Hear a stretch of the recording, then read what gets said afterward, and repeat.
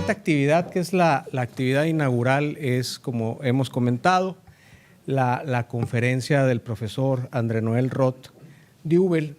Antes de cederle el uso de la voz y de leer unas líneas de su semblanza, algunas indicaciones generales. Primero, digamos, destacar y darles la bienvenida a quienes se reincorporan de la cuarta promoción que empezó en el mes de enero y que ahora en agosto están empezando su segundo semestre. Y bueno, también, por supuesto, les decíamos bienvenidas y bienvenidos a los de la quinta promoción. Esta actividad es académica, enmarca los arranques del semestre. Mañana a las 9 de la mañana es la clase, o empiezan las clases, que van a ser en este mismo espacio. Va a tener otra conformación las aulas, pero es en este mismo espacio. Y para cuando se estén así como que durmiendo o les dé un poco de hambre, donde se tomaron ahorita la fotografía, en el área de equipales, ahí va a haber también algún café, algún otro alimento ahí para que puedan estar ahí, ¿no? Dentro del evento también, nada más que no le había tiempo, pero quiero destacar la presencia de la Coordinadora General de Posgrado, la doctora Ana Luz Ramírez Zavala, que se quedaba aquí está, para destacarla. Y muy bien, sin más preámbulo, pues tenemos los manteles largos, literal y metafóricamente hablando. La parte es sobre todo porque, bueno, tenemos un invitado. Ya en la mañana algunas de nosotros pudimos escucharlo en una clase magistral. Me refiero al profesor André Noel Roth Dübel, que leo algunas líneas de su semblanza, que por supuesto este ejercicio de síntesis pues es injusto por supuesto, toda la trayectoria que él tiene, pero nos dará alguna noción, si no es el caso que ya por alguna lectura lo hayamos conocido. André Noel Roth Dübel es politólogo suizo, especializado en análisis de políticas públicas y administración pública. Es profesor titular en el Departamento de Ciencia Política de la Universidad Nacional de Colombia, con sede en Bogotá, y ha sido una figura destacada en el estudio de la gobernanza en América Latina. Es doctor en Ciencias Económicas y Sociales, mención en Ciencias Políticas de la Universidad de Génova, Suiza, politólogo y magíster en Ciencias Políticas. Ha sido profesor de análisis de política pública en Suiza y en varias universidades de Colombia y de América Latina. Desde el 2006 es profesor investigador, adscrito al Departamento de Ciencia Política de la Facultad de Derecho, Ciencias Políticas y Sociales de la Universidad Nacional de Colombia, con sede, decíamos, en Bogotá. Ha desempeñado cargos como coordinador del programa de doctorado en estudios políticos y relaciones internacionales. Es director de la revista Ciencia Política, director del Instituto de Investigación Sociojurídica UNIJUS y vicedecano de Investigación y Extensión de la Facultad de Ciencia Política, de la Facultad de Derecho y Ciencias Políticas y Sociales. Actualmente es director del Grupo de Investigación de Análisis de las Políticas Públicas y de la Gestión Pública, coordinador del Laboratorio de Innovación en Gobernanza y director del Observatorio de la Administración Pública de la Universidad Nacional, co-coordinador del Grupo Políticas Públicas Comparadas de ALACIP-HIP y coeditor de la revista Mundos Plurales Flaxo Ecuador. Ha publicado varios libros y decenas de capítulos y artículos sobre políticas públicas y administración. En el ranking de AD Scientific Index 2025 figura entre los investigadores más citados en el área de administración pública, bueno, con un índice H de 22 y más de 6,000 citas, y su texto sobre políticas públicas va en la edición número 16-17 y es un texto fundamental para la comprensión de las políticas públicas en América Latina. Entonces, decíamos, estamos de manteles largos. Profesor, bueno, me quedo aquí como moderador para cualquier cosa, pero pues puede hacer uso del micrófono. Muchas gracias. Para aquí, para verlos mejor desde acá. Bueno, buenas tardes a todas y todos.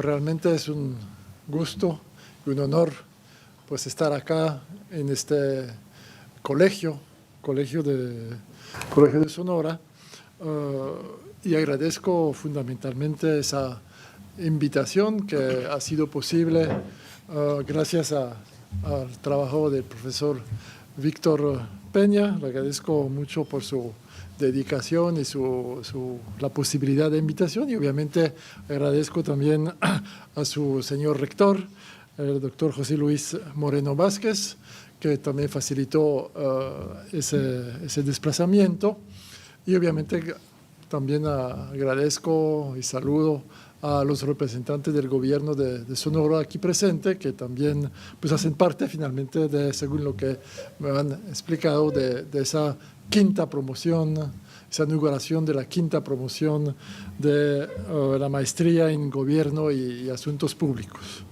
Entonces yo creo que eso es un reto también importante para el mismo colegio, esos vínculos que permiten pensar, repensar, apoyar y compartir elementos sobre precisamente un tema que es fundamental para, como se mencionó hace un momento, la importancia de tener políticas públicas con instituciones fuertes que son capaces precisamente de transformar la sociedad, ¿no? Y ese, en el fondo, es el objetivo mismo de las políticas públicas, transformar la sociedad obviamente para mejor, ¿no?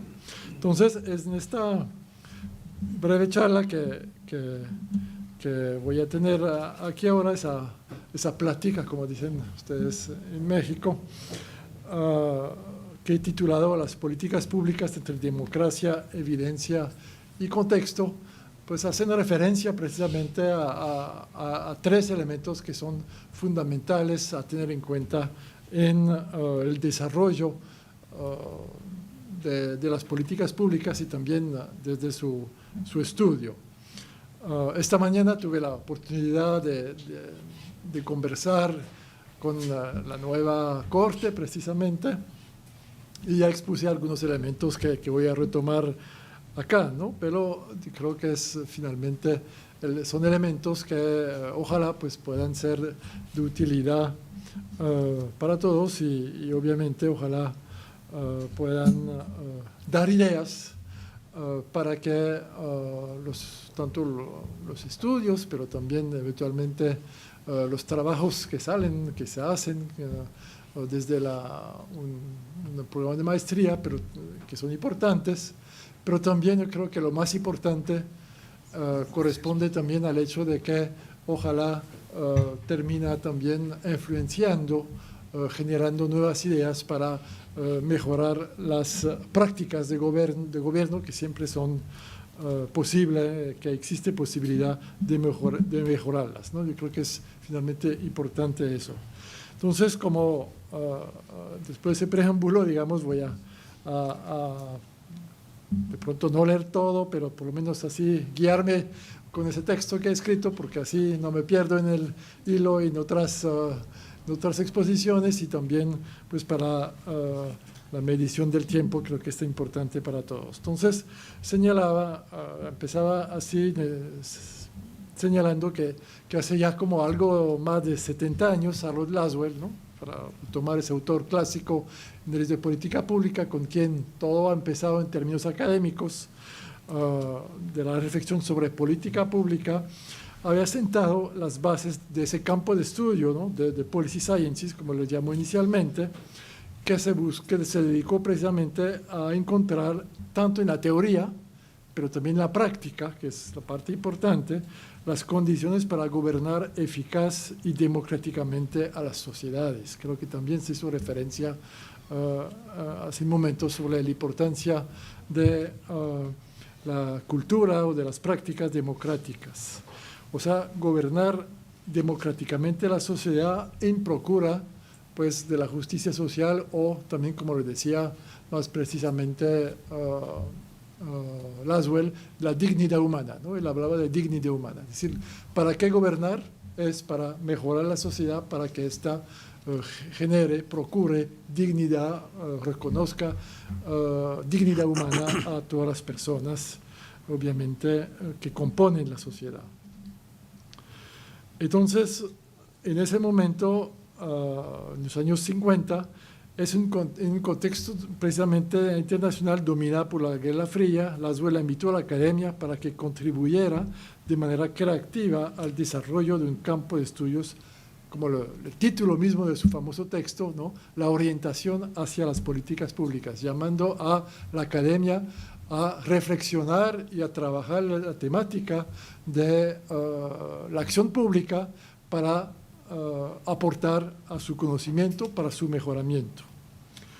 Entonces, precisamente es en esa perspectiva que las políticas deben ser guiadas por valores como la democracia y la dignidad humana, como ya lo dije, pero sustentado en el conocimiento científico interdisciplinario, que también era una novedad para la época. La idea de interdisciplinariedad hoy es bastante común. En los años 50 todavía era una cosa un poco fuera de lo normal o fuera de lo natural, porque la idea era que la ciencia profundizará cada uno en su disciplina con muy pocos diálogos interdisciplinarios. Y sobre todo también otro elemento central era que todos esos conocimientos debían ser encaminados a la resolución práctica, es decir, en el contexto de los problemas públicos. Es decir, una disciplina que volcada a buscar solucionar los problemas públicos y también los problemas de la gente, digamos.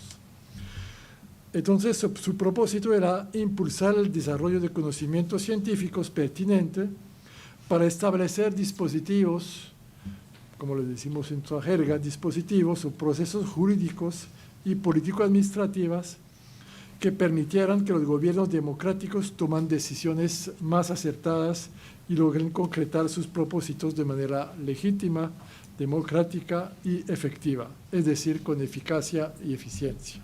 Creo que ese propósito, si bien se planteó hace más de 70 años, pues sigue siendo, creo, absolutamente pertinente. Entonces, Lazuela esperaba con esto, y en la breve cita decía que las ciencias de la política, como le llamaba, aporten al conocimiento necesario para mejorar la práctica de la democracia. Dicho de otra forma, procuró así celebrar las bodas entre la razón científica y el humanismo, entre la ciencia y la política, para ponerlas al servicio de la dignidad humana de manera concreta, no solamente en teoría, sino en concreto. Entonces, hoy en día podemos reemplazar ese término de dignidad fácilmente por el de derechos humanos. Yo creo que ese es el concepto más acertado actualmente que se usa. La idea de los derechos humanos es finalmente, y yo creo que es un punto que siempre suele insistir ante los estudiantes, es que si hay una razón, una motivación para hacer políticas públicas, debe ser precisamente esto: tratar de hacer cumplir los derechos humanos como un objetivo filosófico, político, el papel de ese campo de estudio. O sea, en definitiva, el estudio de la política pública debe contribuir a consolidar un Estado o un sistema de gobierno que despliegue su acción eficazmente, es decir, que logre obtener los resultados esperados gracias al conocimiento puesto al servicio de objetivos políticos como el respeto a los derechos humanos y al fortalecimiento de la democracia. Es decir, cuando tenemos que tener ese horizonte ético, ¿no?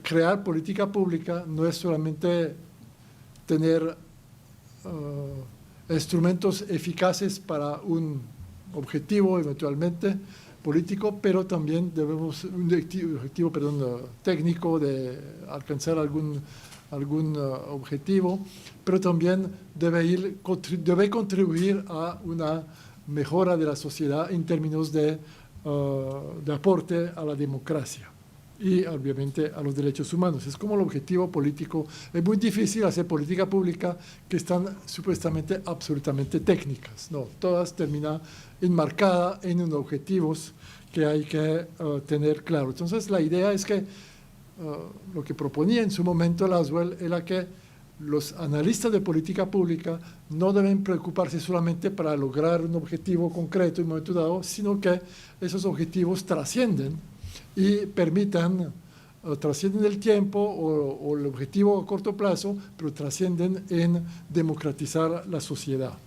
Entonces yo creo que es un objetivo que todavía sigue siendo importante y yo diría incluso que los propósitos democratizadores del gobierno, para el gobierno y la sociedad, poniendo el ciudadano, como se dice actualmente, poniendo el ciudadano en el centro, continúan siendo objetivos válidos en el contexto latinoamericano y mundial actual, ¿no? En particular hoy en día, cuando asistimos, como en estos últimos años, a una regresión democrática, ¿no? Y un cuestionamiento y debilitamiento del Estado de Derecho y el regreso de un cierto autocratismo, ¿no? Yo creo que más que nunca, creo que vale la pena reafirmar ese objetivo del analista de política pública de una perspectiva democratizadora de la sociedad.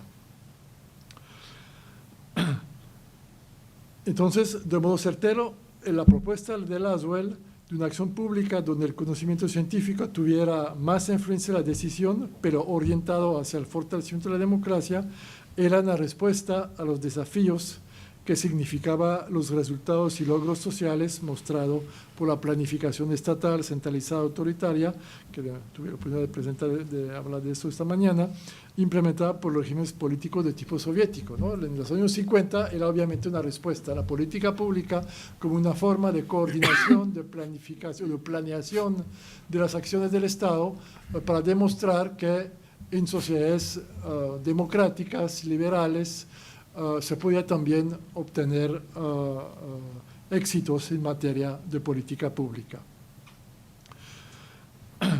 Entonces, creo que este elemento es precisamente una de las características centrales de las políticas públicas, es que son importantes en el aspecto de que son instrumentos que tienen que persuadir, ¿no?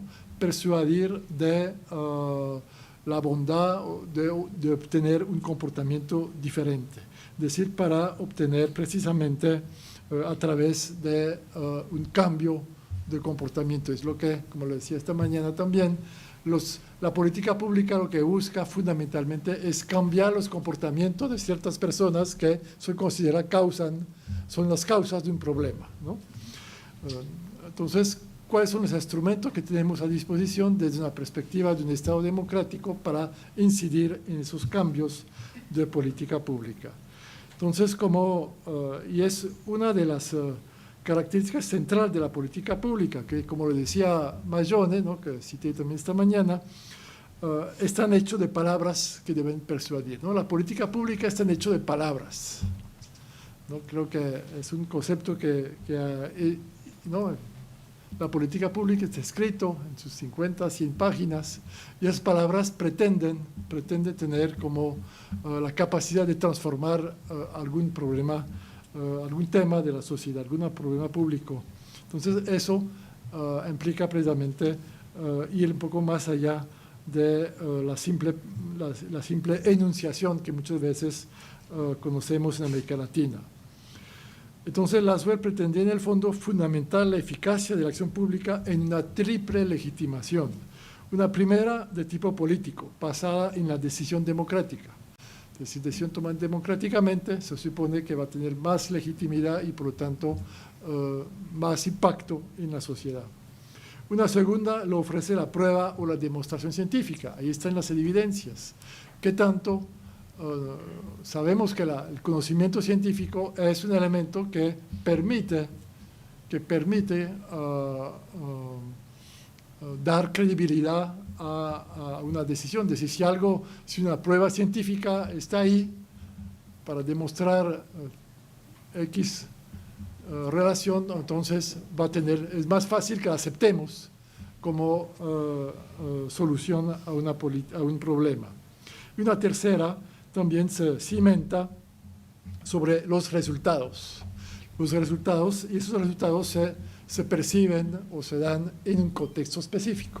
Entonces tenemos 3 elementos que favorecen la legitimación de la política pública, es decir, tanto la decisión democrática, la demostración o el conocimiento científico, el sustento científico y a su vez que el contexto ofrezca, que los resultados de esa política se generan en un contexto específico, concreto, que se pueda sentir esos resultados, ¿no? Entonces, como suelo decirlo y como se sabe muy bien en América Latina, las políticas públicas por sí solas no cambian ni resuelven los problemas públicos. En efecto, en realidad son los actores individuales y colectivos que mediante un cambio de comportamiento terminan por provocar la mitigación o resolución de los problemas públicos. O sea, la pregunta fundamental acerca de la política pública es la siguiente: ¿cómo obtener de manera legítima una modificación de comportamiento por parte de los diferentes destinatarios de una acción pública? En el fondo, como decía esta mañana, es el meollo del asunto. ¿Cómo hacer a través de una enunciación de una política que personas que se consideran generan un problema, no quiere decir que están actuando ilegalmente, sino que generan un problema social por un tipo de actividad? Entonces, ¿cómo hacer para que cambien de comportamiento? Por ejemplo, ¿cómo hacer para reducir la mortalidad y el costo en salud debido a la accidentalidad vial? ¿Cómo hacer eso, no? Pues, ¿cómo hacer para que las personas tengan la motivación suficiente para ponerse un casco o para amarrar el cinturón? ¿No? Entonces, son precisamente esos elementos que la política pública debe pensar sobre cuáles son los mecanismos más eficientes para lograr ese comportamiento. Creo que eso es hasta, no diré que fácil, pero digamos más o menos más fácil, pero hay temas más complejos, ¿no? ¿Cómo resolver, por ejemplo, o cómo enfrentar, por ejemplo, o lograr, más bien, lograr la reducción de la corrupción en la contratación pública? Creo que en todas partes es un tema complicado. ¿Cómo hacer para que los funcionarios, pero también el sector privado, no busque aprovechar la situación a costa del erario público de diversas situaciones que le permiten enriquecerse de forma indebida? Entonces, ahí obviamente la situación es un poco más complicada que la anterior, aunque tampoco no es tan fácil la otra, ¿no? Pero creo que es precisamente esas preguntas: ¿cómo hacer para que esos comportamientos inadecuados se logren disminuir, limitar o mitigar? Entonces, uno primero elemento que ya señalé es precisamente la democracia. La democracia se da dando mayor legitimidad a la decisión pública, de pronto mayor transparencia también. La decisión pública va a permitir, pues, que esas decisiones sean eventualmente más efectivas, porque precisamente tienen ese carácter de legitimidad democrática que le dan un peso mayor.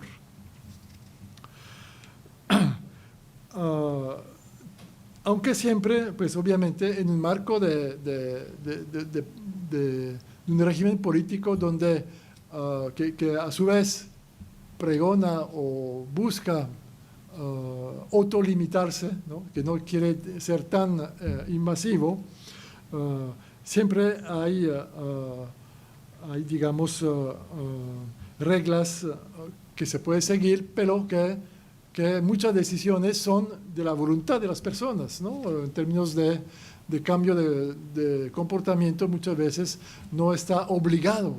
Difícilmente el Estado a veces obliga, ¿no? Porque primero hay también problemas en términos de cómo hacer para que las personas, si no puede controlar todo, ¿no? El Estado, a menos que se vuelva un Estado controlador de todo, no puede controlar todo. Entonces, buena parte de la elección de la política pública es de elección de las personas. Por ejemplo, una política industrial. Si se quiere industrializar el país, no es el Estado que puede hacer todo por su lado. Tiene que convencer a los industriales a hacer tal u otra actividad o invertir tal en otro sector eventualmente, etcétera. Entonces, ¿cómo hacer para que eso se empiece a dar, ¿no? Entonces, construir mecanismos, dispositivos administrativos y mecanismos legales es una parte que fácilmente el Estado puede hacer. Lo hacen frecuentemente, ¿no? En América Latina somos especialistas para hacer normas. El asunto es qué tanto esas normas logran transformar el comportamiento, las decisiones de los actores que están digamos, concernidos por esa misma. Y también es claro que existen normas sociales o culturales que tienen, creo que es el caso en América Latina, hay una gran tolerancia con el irrespeto a las normas, ¿no? Entonces, eso también pues puede ser un problema, pero también a veces es algo importante en el sentido de que permite precisamente tener un espacio por donde es precisamente necesario actuar. Entonces, precisamente muchas veces la falta de legitimidad de las normas que hace que no se respeten. Corresponde entonces a la idea republicana pues, de una autolimitación del poder coactivo o autoritario del Estado para lograr el bien público o común de la nación. Pero a su vez se busca preservar el mayor grado posible de libertad individual, ¿no? Ese balance entre intervención pública, obligación y respeto a la libertad individual es una tensión que siempre subsiste y que hay que saber cómo, hay que buscar la forma de tener un equilibrio adecuado. Y lo que es claro también, Laswell escribe en los años 50, como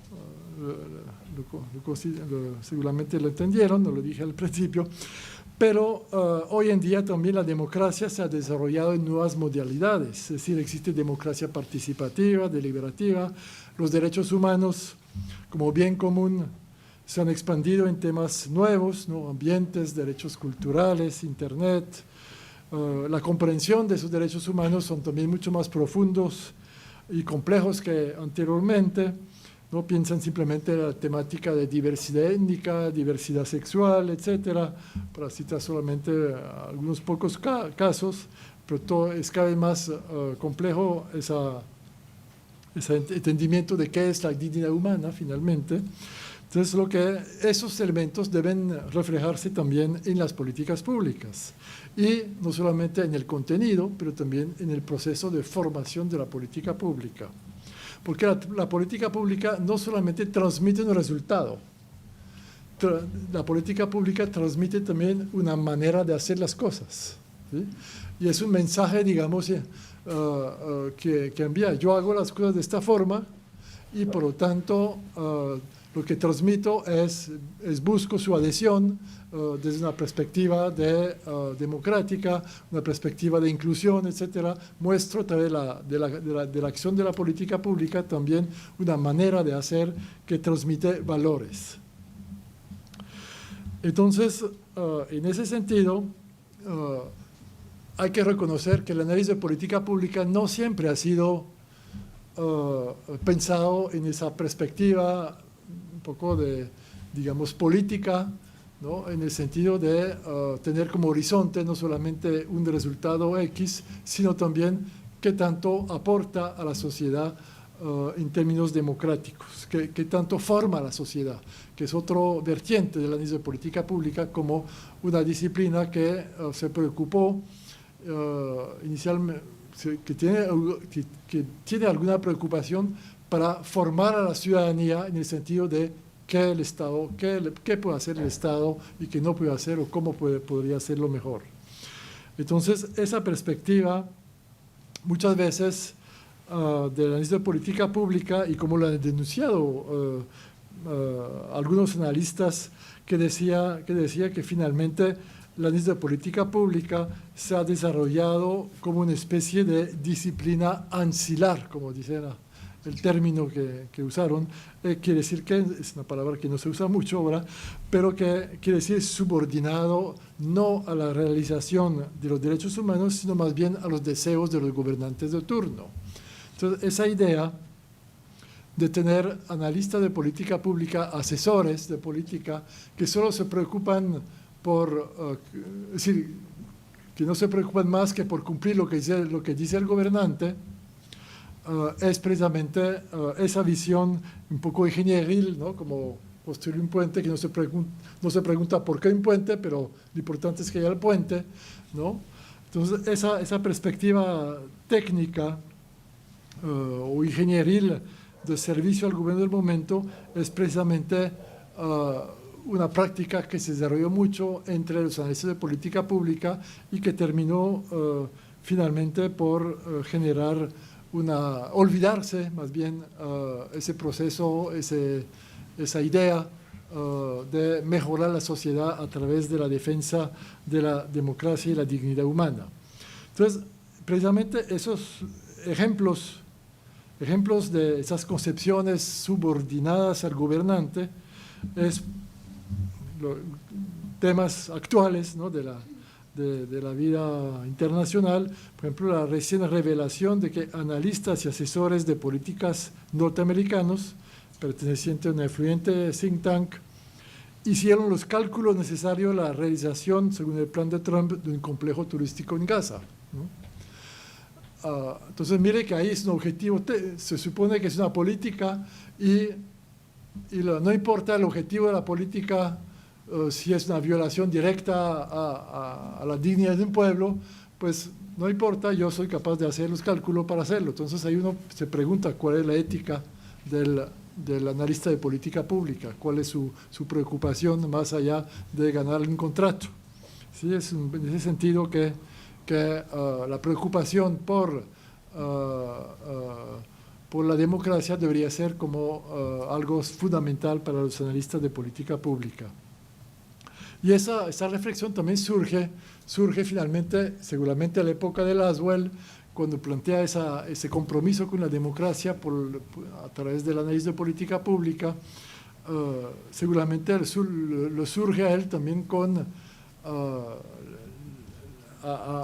la motivación de que, por ejemplo, las grandes empresas norteamericanas y alemanas durante la Segunda Guerra Mundial no tuvieron ningún reparo en dar los planos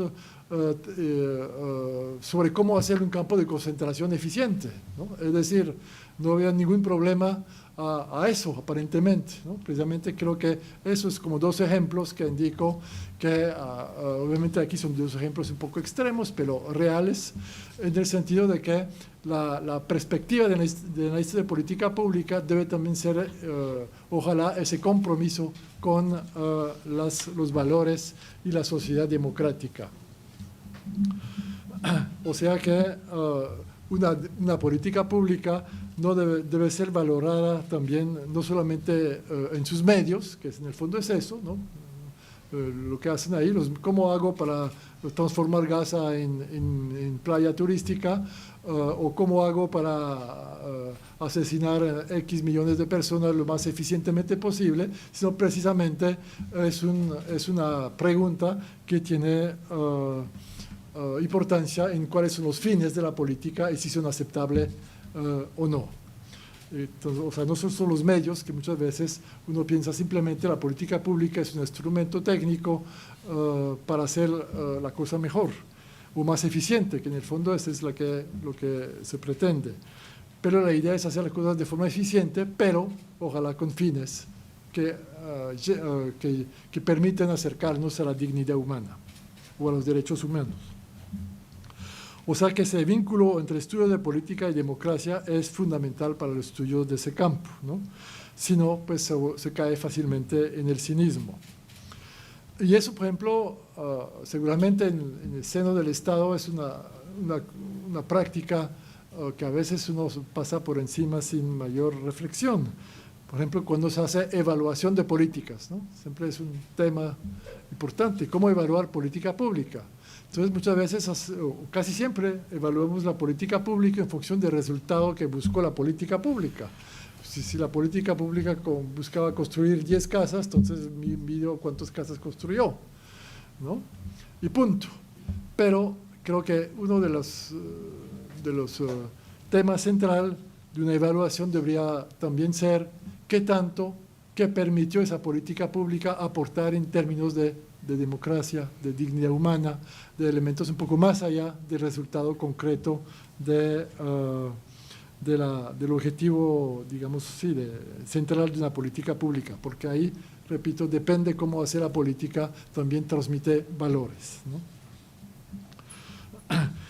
Y precisamente en estos aspectos democráticos, para terminar con ese primer punto, es que las prácticas democráticas en los procesos de política pública hoy no pueden limitarse a la representación política tradicional. Creo que la idea de la democracia republicana, las elecciones, etcétera, que si bien son importantes, son un reflejo importante de la sociedad democrática, hoy ya no entendemos la democracia solamente con sus aspectos. Implica la participación de la sociedad civil en diferentes formas, diferentes mecanismos deliberativos, etcétera, que deberían ser también adaptados, o por lo tanto las políticas públicas pueden ser también adaptadas a esas nuevas formas de democracia más contemporánea, como la lógica de deliberación, co-creación, y hay muchos mecanismos que ya se inventaron, tampoco hay que inventar muchas cosas, pero sí adaptarlas al contexto.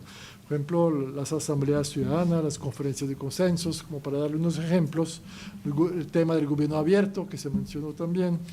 Entonces son elementos que hacen que la práctica, la relación democracia y política pública también tiene que adaptarse a nuevas formas de entendimiento de la democracia, nuevas prácticas. Y para el segundo punto, como la evidencia, pues es claro que basar las políticas en las evidencias parece ser realmente obvio. Más conocimiento, mejor conocimiento, por lo tanto resultados más certeros. Y eso fue la motivación central de Laswell, porque precisamente consideraba que las políticas públicas se tomaban muchas veces sin tener en cuenta el conocimiento científico. Y como lo demostraba esta mañana, eso sigue siendo una realidad. No es el tema, el conocimiento científico no es el tema central para tomar una decisión.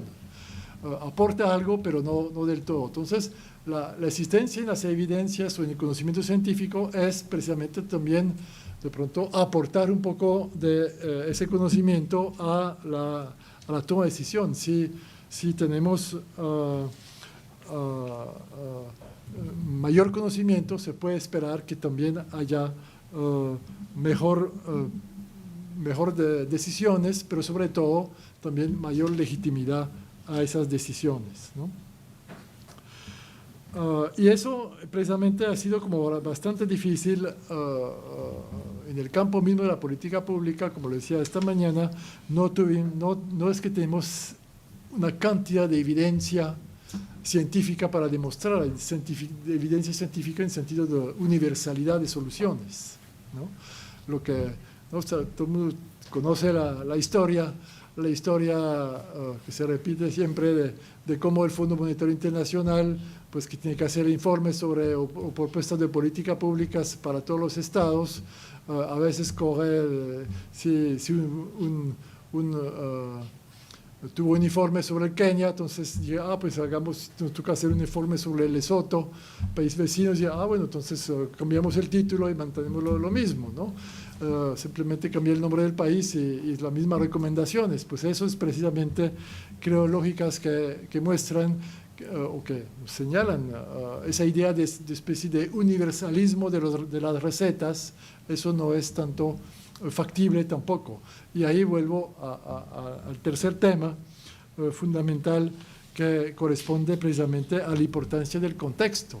El contexto debe ser introducido en esta política pública precisamente para permitir una adecuación de las ideas de política pública a una realidad que nunca corresponde a la teoría como tal. Siempre no hay ningún contexto que se parece al otro, todos son distintos, pero entonces la pregunta que desde hace relativamente poco tiempo, finalmente, la análisis de política pública empezó a a interrogar es precisamente cómo es introducir el contexto y, por lo tanto, medir los resultados de la política pública en el lugar donde deben ocurrir y no solamente en teoría. Entonces, la idea es precisamente que el contexto de implementación, porque la política pública se implementa en lugares bien concretos, debe también influir en la formulación misma de la política pública. Entonces, la idea de que primero se formula y después se implementa, pues que es la lógica tradicional, ¿no? del orden lineal, pues muchas veces eso no funciona tanto así. Hay que de pronto primero pensar cómo implementar, cómo hacer tal vez a partir de una formulación inicial, hacerle unas pruebas y luego de pronto lograr revisar esos procesos de formulación para que correspondan mejor al contexto en el cual se encuentra. Entonces, un poquito como para ir cerrando esa charla, creo que a través de esos elementos ya mencioné pues, la importancia tanto de la democracia, pero también del conocimiento científico, del conocimiento en general, y cuando incluyo el contexto, precisamente es el conocimiento local, que es importante también, que hay que tener en cuenta. Y cómo hacemos para tenerlo en cuenta en la construcción de la política pública. Entonces, ahí es precisamente la importancia que debe tener el gobierno.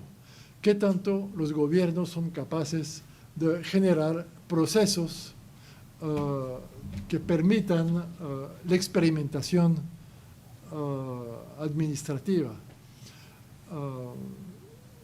El Estado nunca está acabado en el sentido de una construcción terminada. Siempre es un proceso en construcción y los problemas como van cambiando a cada rato, entonces nunca se mantienen, nunca hay de pronto una frase que es bastante común en América Latina, decir hay que resolver ese problema de una vez por todas. Precisamente eso es imposible, porque los problemas van cambiando.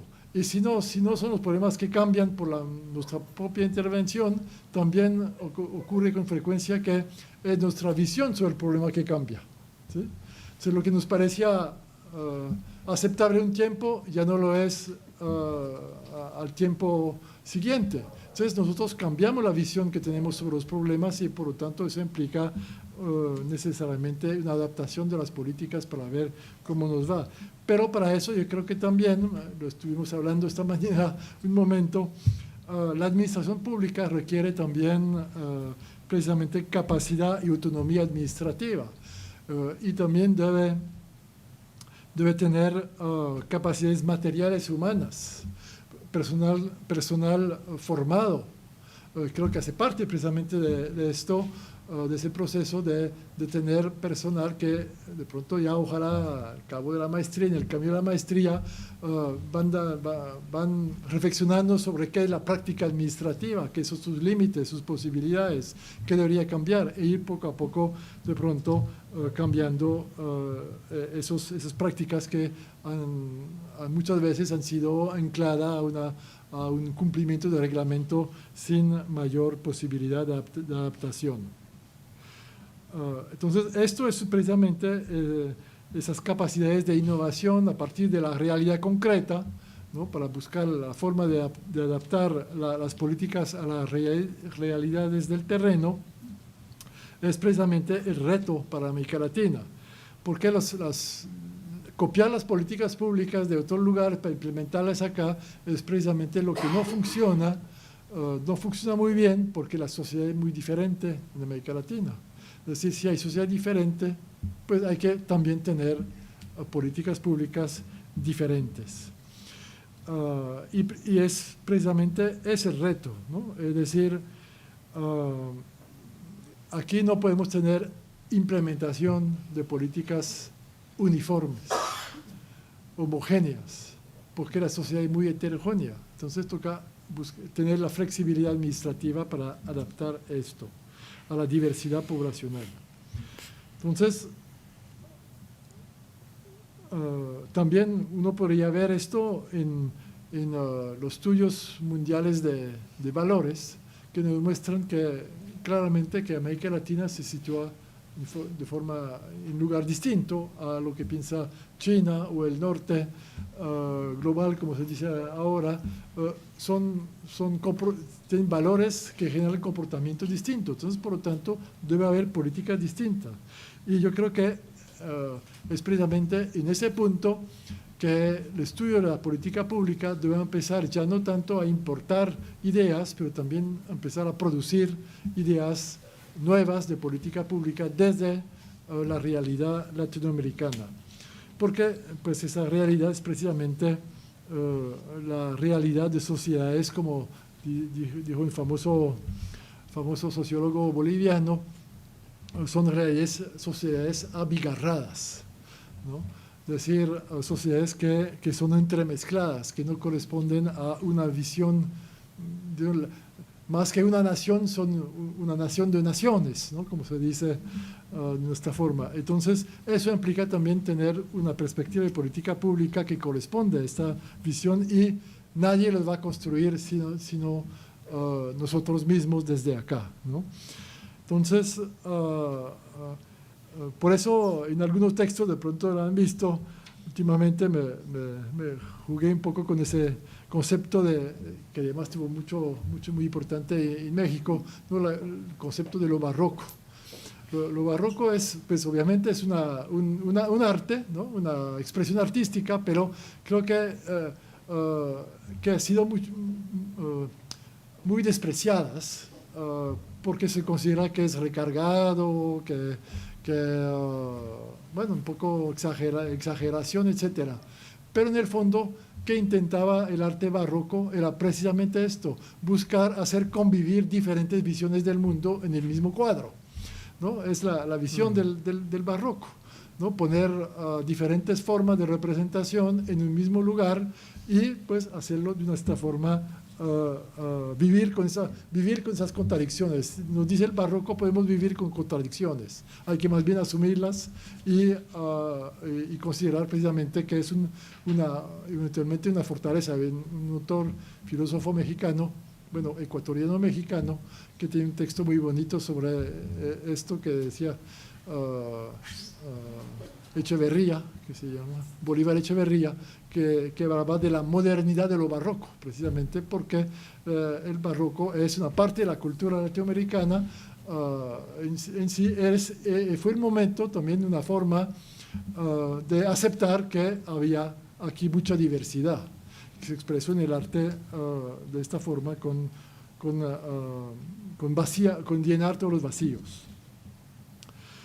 Bueno, en conclusión, digamos, diseñar política pública hoy en América Latina implica entonces encontrar una articulación original entre diversas fuentes o factores de legitimidad: los conocimientos científicos con los saberes situados o contextuales, las expresiones y valores culturales locales con los valores democráticos universales. Cómo combinar lo universal y lo local.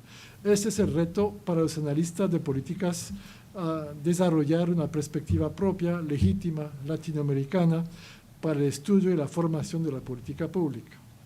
Se puede entonces partir de las intuiciones de Laswell, pero estas deben ser reelaboradas para el contexto latinoamericano.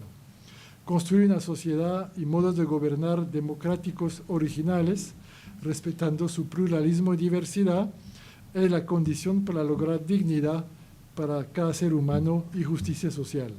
Es el reto actual del campo de estudios de las políticas públicas, en el sentido que el mismo campo tiene una deuda importante hacia las teorías del norte, la reflexión del norte, pero creo que estamos precisamente en mora, desde América Latina, a producir un conocimiento que permite construir políticas públicas que pueden eventualmente generar soluciones incluso a los países del norte, ¿no?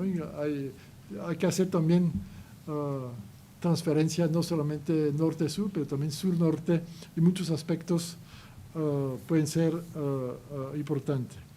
Entonces, a ese reto importante, me parece que esta nueva promoción está llamada a contribuir, ¿no? Muchas gracias por su atención.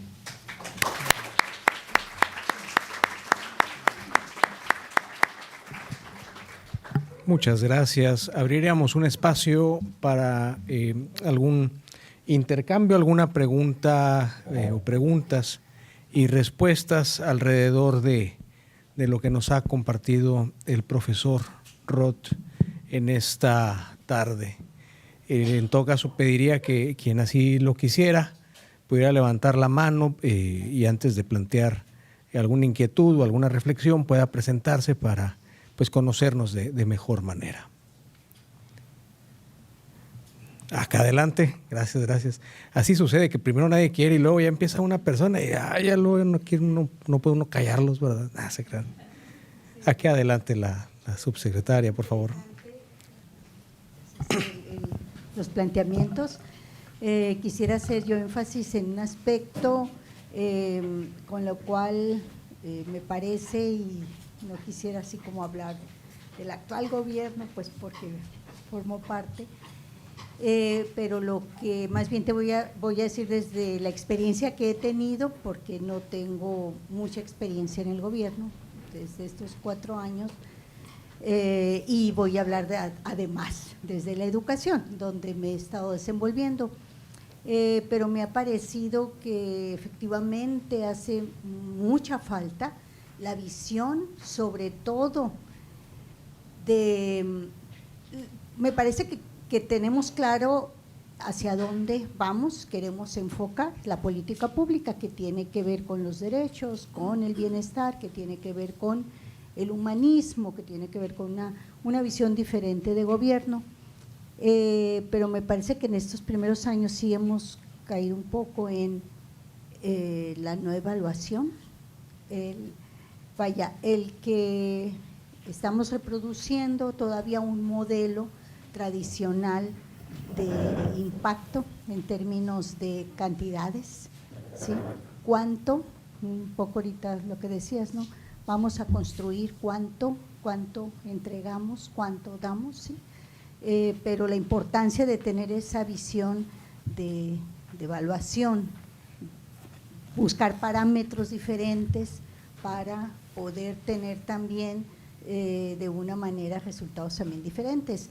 Me gusta esta parte que mencionas, difícil, del cambio de comportamientos, ¿sí? Creo que hacia ahí tendríamos que reflexionar mucho más en la búsqueda de modelos del ciudadano, pero también con modelos muy claros sobre cómo queremos hacer ese cambio, ¿no?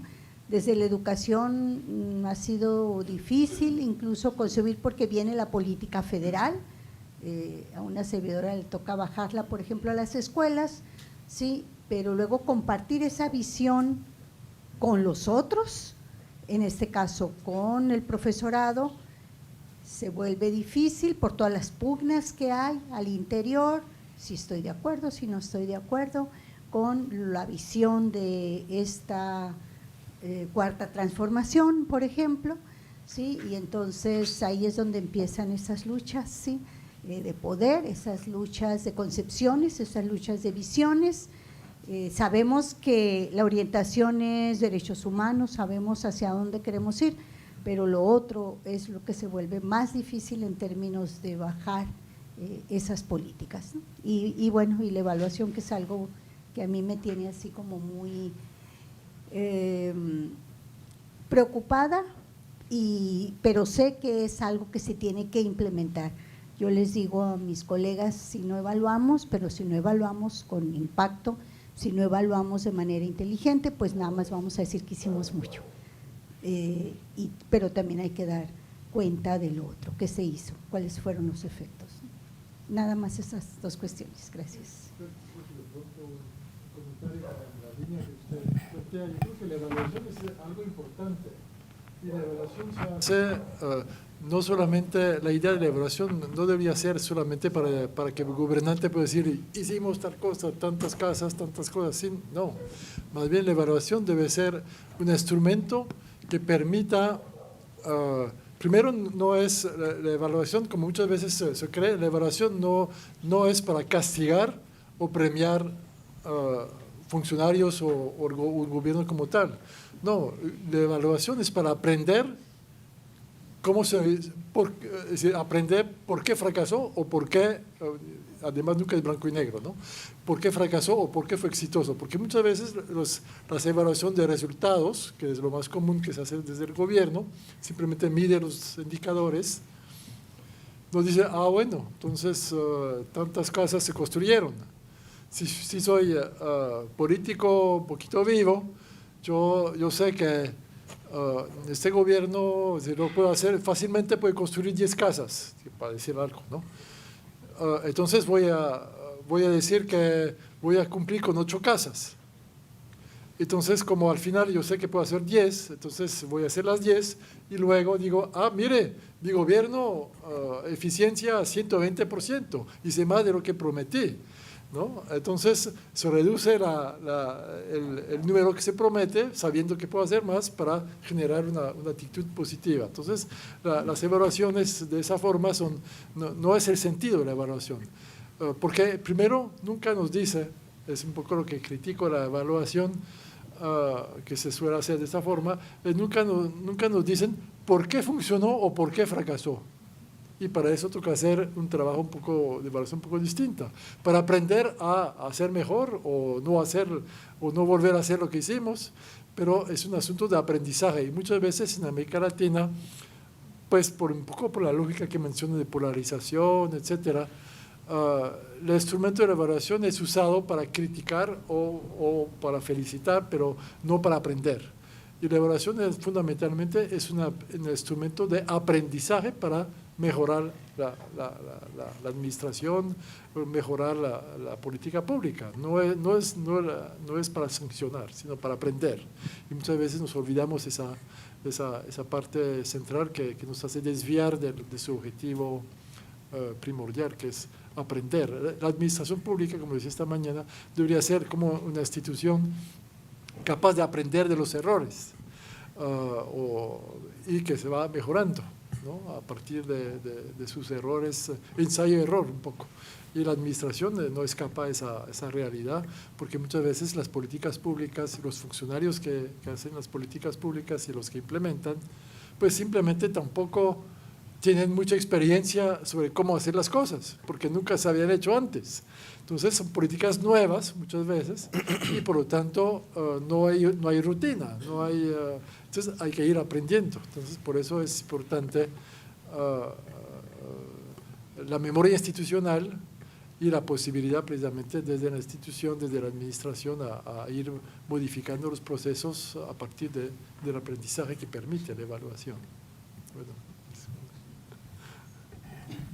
Gracias. ¿Habría oportunidad de alguna otra participación? Allá en la tercera fila, si gusta presentarse. Sí, buenas tardes. Mi nombre es Mariana Moreno, estoy por comenzar la maestría. Bienvenida. Muchas gracias por el espacio. Pues me gustaría comentar muchísimas cosas porque todo lo que usted nos comparte es de mucho interés, ¿no? Pero mi pregunta se va a limitar a… Es verdad que las políticas públicas deben de tener una intención, no solamente este pragmatismo. Entonces, ¿cómo conseguirlo?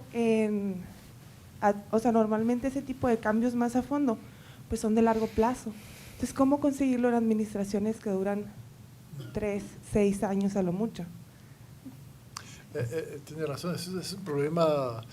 Los analistas de política pública, es decir, los que han estudiado los procesos de política pública, dicen que para entender una política pública tenemos que tener mínimo como 10 años, ¿no? Y esa es una política que los 10 años es un milagro, es decir, ¿no? Pero porque precisamente piensa una política educativa, lo que menciona ahora. ¿Cómo hacer? Decir, ¿cómo sé si una política educativa es exitosa al cabo de 1 año, 2 años? Imposible saber. Mínimamente ahí sí creo que hasta más de 10 años, tal vez una generación para saber.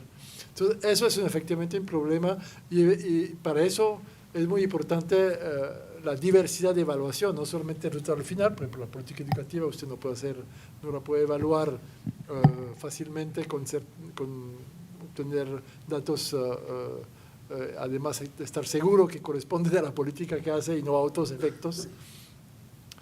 Eso implica formas de evaluación que permiten precisamente en el mismo camino eventualmente tener lógicas de información al público de cómo va. También es importante eso. La evaluación ojalá no sea solamente puesta es decir, si es buena la muestro a la televisión, si es mala la pongo en la gaveta, pero la evaluación debería ser precisamente un proceso que se hace eventualmente con los concernidos, los padres de familia o la comunidad de profesores, para permitir el aprendizaje. ¿Y qué se hace con esto? En la medida que la política pública es, digamos, abierta a la crítica y rinde cuentas de esta forma, también puede permitir fortalecer la política, en el sentido de que si efectivamente la política parece dar frutos adecuados, puede que sea más difícil para el político siguiente a cambiarla. Pero eso se logra si la población digamos, la considera como válida y que eventualmente un cambio de la política podría costarle el puesto o la no elección, tal vez, ¿no? Entonces, eso es también importante, esa relación con la ciudadanía. Finalmente, lo que da legitimidad y fortalece una política, mantener una política, no es tanto el político, porque precisamente la puede cambiar como se le da la gana, de una cierta forma, a menos de que la población, que sepa que la población defiende una u otra política. Por ejemplo, un caso llamativo en Colombia, que se me ocurre ahora pensar un poco en ese sentido. Existe un programa en Colombia de madres comunitarias, que en los barrios, las colonias que le dicen aquí, bueno, no sé realmente la traducción exacta, pero digamos, hay madres que cuidan los niños de las vecinas. Las vecinas tienen que ir a trabajar, entonces muy cerca de la casa una persona, una mamá, otra mamá que no tiene trabajo afuera de la casa, guarda a los niños de los vecinos.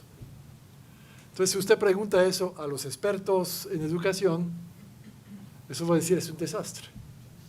Es un desastre educativo porque, pues sí, la ciencia va a decir que no es, que así no es. Sin embargo, esa política se ha intentado quitar con esa argumentación, que educativamente, todas las cosas del aspecto cognitivo, bueno, todo lo que saben los educadores de la primera infancia es un desastre. Entonces, sin embargo, ningún político se atrevió a quitarla, porque sabe que ahí están sus electores. Porque para las mamás es súper importante, es súper adecuado tener la posibilidad de tener el niño muy cerca de la casa con una vecina que conocen. Y que han hecho finalmente ha sido el proceso inverso. En vez de quitarla y montar kinder, ¿cómo llaman aquí? ¿Kinder también? Sí. Kinder ahí es para todo el mundo, ahí un programa oficial de kinder. Lo que han hecho es empezar a hacer un programa de formación de esas mamás que están ahí. Y eso ha sido exitoso. Y ese programa creo que pues, es imposible tocarlo. El que le critica pierde las elecciones, ¿no? Entonces yo creo que hay aspectos de esta naturaleza que tienen que ver con la evaluación y la percepción de la gente del valor de una política, que si se logra hacer saber, pues se lo ve mucho más robusta también, ¿no? Entonces eso es, pero tiene razón en que es un tema complicado, los cambios frecuentes de política, pues bueno, para terminar con este ejemplo, en Bogotá, por fin están construyendo una línea de metro, ¿no? Después de 50 años de discusión, cada gobierno tenía otra propuesta. Entonces, han hecho más o menos 15 15 trazados diferentes, 15 proyectos diferentes, y cada vez que el gobierno llegaba, el otro decía, no, está mal esa línea, y entonces hagamos otro. Y después de 50 años, por fin, se hizo una línea. Pero entonces mucho tiempo perdido y mucha plata perdida, ¿no? Porque ahí, pues precisamente los gobiernos, cada uno con sus empresarios quería tener una idea distinta. Yo creo que ahí está la falta también de involucramiento de la sociedad para decir la apertura, ¿no? La idea de la co-creación, de lo que dicen ahora la participación ciudadana. Hay que pensar la participación ciudadana de forma mucho más inteligente decir que sea efectiva. Muchas veces en América Latina uno mismo ha participado en muchos tipos de eventos que el político le llaman, vamos a hacer una socialización de la política, explicar, lo reúnen en el hotel, le dicen, bueno, aquí venga, pero en el fondo todos esos procesos de participación supuestamente masiva o de información suelen ser poco eficaces porque muchas veces ya todo está decidido, ¿no? Entonces termina perdiendo finalmente se pierde la credibilidad de esos procesos de participación. Yo creo que el análisis de política pública también ha avanzado en términos de cómo hacer procesos de participación de pronto menos masivos, pero de pronto más intensivos en práctica deliberativa, para decirlo de forma breve. Entonces hay un espacio para mejorar mucho la relación entre Estado y sociedad, y involucramiento pues a través de mecanismos de transparencia, de deliberación, de consulta. Creo que ahí hay un espacio todavía a crear, ¿no? Hay que recordar que el presupuesto participativo seguramente aquí también lo tienen, ¿no? Si no siempre funciona bien tampoco, pero es una idea, un invento latinoamericano, ¿no? Los brasileños inventaron eso por una coyuntura específica y es un producto de exportación, mejor dicho, para Brasil, que en el mundo entero ahora se hace presupuestos participativos, porque se dan cuenta que los ciudadanos pueden tener muy buenas ideas en relación a las obras o acción que hacer, ¿no? Entonces, un mejor involucramiento de la sociedad con la política y la administración es fundamental, pero obviamente necesita también la voluntad del político, ¿no? Los políticos no les gusta cambiar de opinión, entonces esos deberían aprender a cambiar de opinión cuando la sociedad piensa diferente, pero eso es difícil para los políticos, pero bueno, ojalá un día aprendan. Muy bien, muchas gracias.